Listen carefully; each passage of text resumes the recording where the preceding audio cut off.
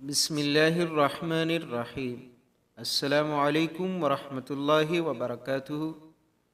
یہ وظیفہ بھی پڑھ لے اور مسئلہ بھی حل نہ ہو، یہ ہو نہیں سکتا۔ یا قدیم یا قیوم، یا فرد یا وتر، یا احد یا صمد۔ نماز فجر کے بعد 100 بار اس خاص طریقے سے پڑھ لے۔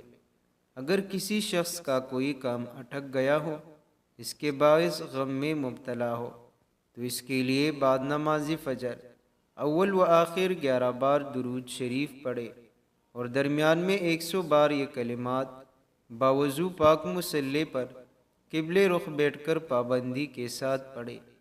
یہ عمل اس وقت تک کرتا رہے جب تک مشکل حل نہ ہو اور غم اور فکر دور نہ ہو۔ مکمل کلمات یہ ہے: لا حول ولا قوت الا باللہ العلی العظیم، یا قدیم یا قیوم، یا فرد یا وتر، یا احد یا صمد۔